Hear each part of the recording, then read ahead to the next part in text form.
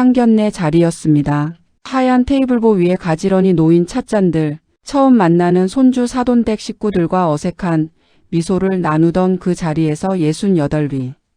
강술래는 자신의 뺨이 갑자기 울리는 것을 느꼈습니다. 이 뻔뻔한 여자. 손자 사돈 어른 박재현의 손이 허공을 가른 것은 단 0.3초였습니다. 식당 안이 얼어붙었습니다. 손주 되는 예비 신랑 신부도 옆에 앉았던 아들 민준도 심지어 웨이터까지도 숨을 멈췄습니다. 술래는 뺨을 감싸 쥐었습니다. 타오르는 것은 피부가 아니었습니다. 수치심도 분노도 아니었습니다. 그것은 설명할 수 없는 어떤 멸시감, 저 눈빛을 나는 어디서 본 적이 있다는 오래되고 깊은 떨림이었습니다. 왜요? 왜 저를 아세요? 술래의 입에서 나온 말은 그것뿐이었습니다. 박재현은 떨리는 손가락으로 그녀를 가리키며 소리쳤습니다. 당신이 기억 못한다면 내가 평생 혼자 기억한 거야. 그날 상견례는 파국으로 끝났습니다. 하지만 이후 드러난 진실은 그 자리에 있던 모든 사람을 완전히 무너뜨렸습니다. 강술래는 경상북도 안동 외곽의 작은 마을에서 태어났습니다. 6남매 중 셋째 딸이었고 아버지는 날품팔이, 어머니는 삿바느질로 하루하루를 버티던 집안이었습니다. 가난이 부끄러운 줄도 모르고 자랐다기보다 가난 말고 다른 삶이 있다는 걸 알 나이가 되었을 때 이미 술래는 18이 되어 있었습니다. 그해 봄 술래는 마을 이장 댁 머슴의 아들 강태수와 눈이 맞았습니다. 어른들은 반대했지만 젊음이란 반대를 이기는 법입니다. 20이 되던 해 두 사람은 조용히 혼인신고를 마쳤고 이듬해 아들을 낳았습니다. 첫 아이였습니다. 술래는 그 아이에게 세상 모든 이름 중 가장 환한 이름을 붙여주고 싶었습니다. 빛날 휘, 따뜻할 온, 강이온, 세상을 따뜻하게 빛내라는 이름이었습니다. 하지만 휘온이가 태어난 지 11개월 되던 날 술래의 삶은 송두리째 뒤집어졌습니다. 태수가 사고를 당했습니다. 공사판에서 무너진 벽돌에 깔린 것이었습니다. 사흘을 버티다 세상을 떠났습니다. 22살이었습니다.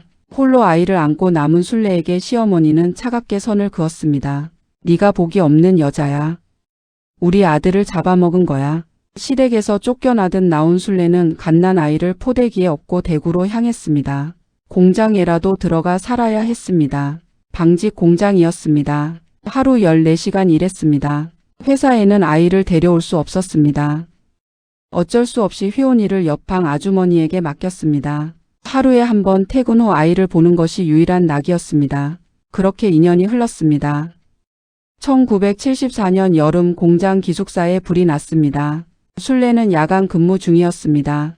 밖에서 연기 냄새를 맡고 뛰어나왔을 때 아이를 맡긴 방에서는 이미 불길이 치솟고 있었습니다.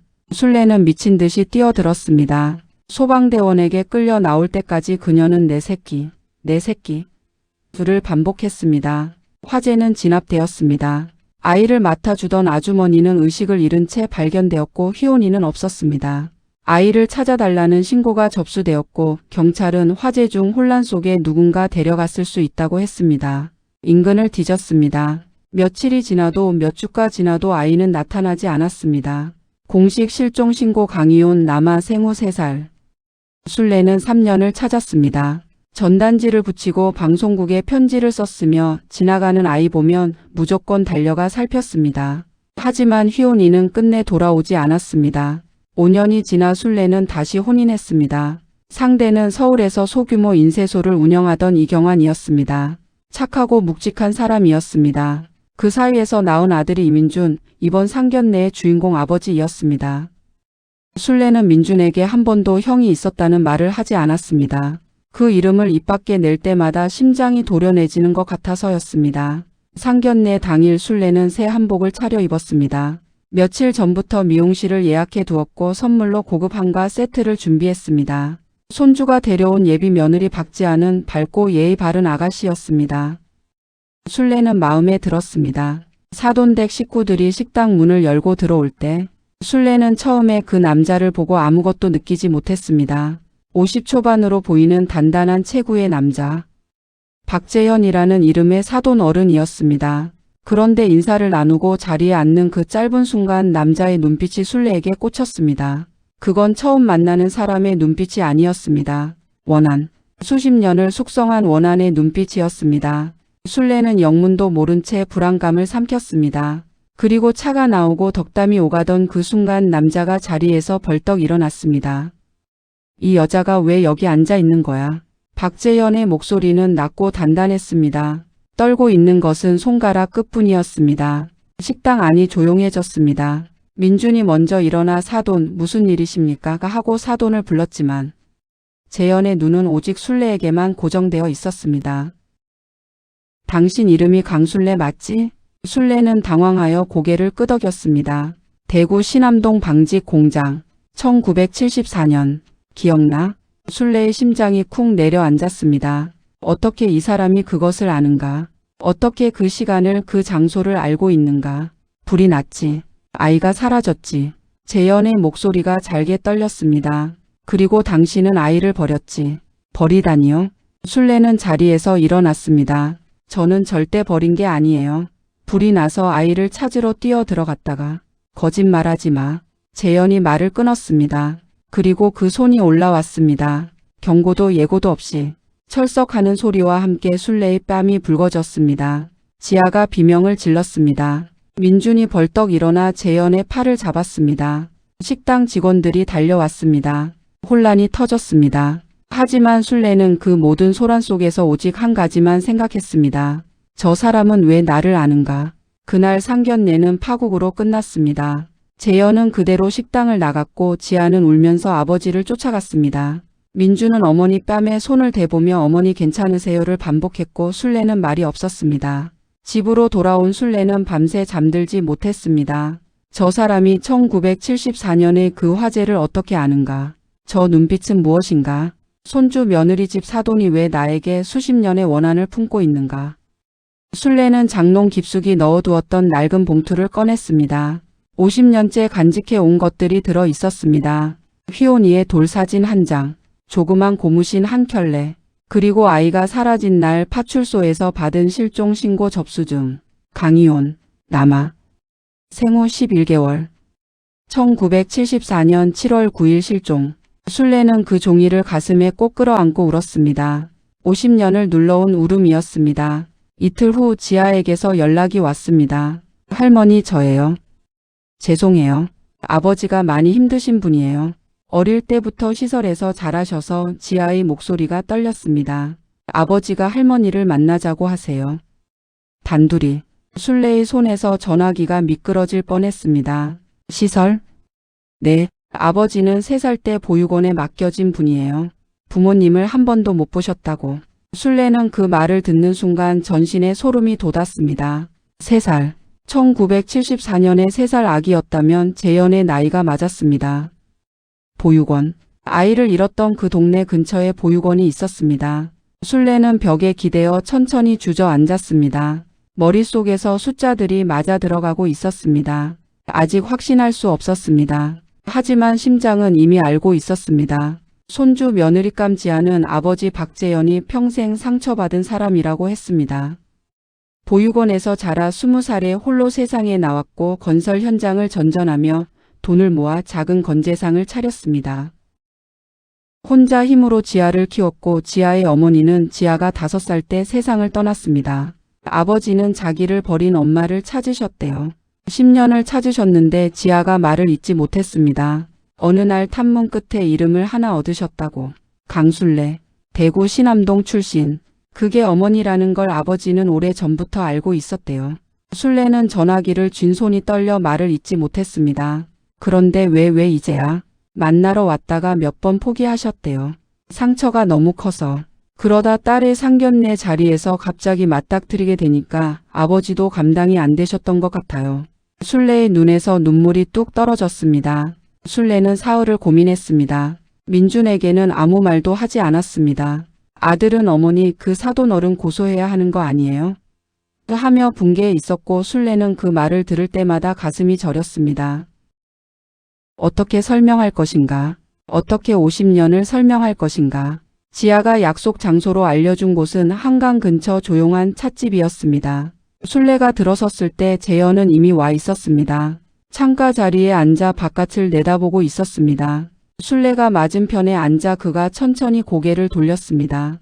가까이서 보는 얼굴이었습니다. 술래는 숨이 멎었습니다. 저 눈매. 남편 강태수의 눈이었습니다.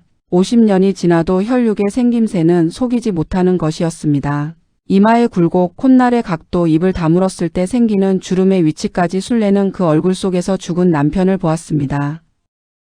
그리고 기억 속에서 사라져간 3살짜리 아기를 보았습니다. 왜 울어요? 재현의 목소리는 여전히 단단했습니다. 하지만 아까의 분노는 없었습니다. 지쳐 있었습니다. 미안하다. 미안? 50년 만에 그 말 하려고 나온 거예요? 나는 버리지 않았어. 술래는 낡은 봉투를 꺼냈습니다. 실종 신고 접수증을 탁자 위에 올려놓았습니다. 재현이 그것을 내려다 보았습니다. 강희온, 남아. 생후 3살. 1974년 7월 9일 실종. 긴 침묵이 흘렀습니다. 당신이 저를 찾았다는 거예요? 3년을 찾았어. 술래의 목소리가 잘게 떨렸습니다. 전단지를 붙였어. 방송국에 편지도 썼어. 그런데 너는 보육원에 있었구나. 재현이 아래를 내려다 보았습니다. 보육원에서 들었어요. 불이 난 건물 근처에서 어린아이가 혼자 울고 있었다고. 신원을 알 수 없어서 보육원으로 넘어왔다고. 누가 너를 데려갔는지 알아? 몰라요. 재현이 천천히 말했습니다. 하지만 내가 보육원에서 처음 기억하는 건 불 냄새예요. 술래는 두 손으로 입을 막았습니다. 나를 입양해 가겠다는 사람이 없었어요. 나이가 차니까 나왔고 혼자 살았어요. 재현이 창밖을 보았습니다. 보육원 원장 수녀님이 돌아가시기 전에 쪽지를 하나 주셨어요. 그 화재 날 아이를 발견했던 사람이 누구였는지 당시 상황을 적어둔 것이었어요. 거기서 이름 하나가 나왔어요. 강술래. 그래서 찾았구나. 찾았는데 재현은 잠시 말을 끊었습니다. 당신은 이미 재혼을 해서 아들을 낳고 잘 살고 있었어요.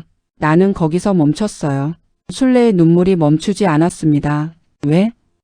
보고 싶었고 동시에 죽이고 싶었어요. 재현은 그 말을 아무 감정 없이 했습니다. 그것이 오히려 더 무서웠습니다. 50년 동안 원망했어요. 엄마가 날 버렸다고. 그렇게 믿어야만 살 수 있었어요. 그 분노가 없었으면 나는 버텼을 것 같지 않아요. 술래는 고개를 들지 못했습니다. 미안해. 사과로 될 것 같아요? 안 되지. 술래가 말했습니다. 안 돼. 근데 나도 한 번도 행복한 날이 없었어. 늘 네 생각을 했어.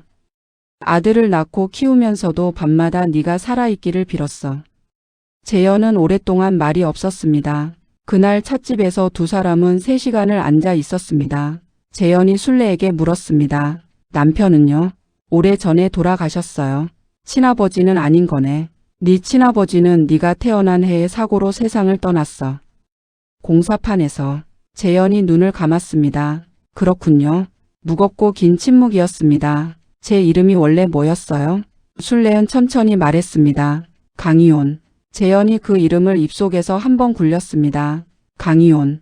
그 순간 무너지지 않으려고 버티던 그의 눈가가 아주 조금 흔들렸습니다. 술래는 집으로 돌아와 민준을 불렀습니다. 얘기할 게 있어. 민준은 소파에 앉아 어머니를 바라보았습니다.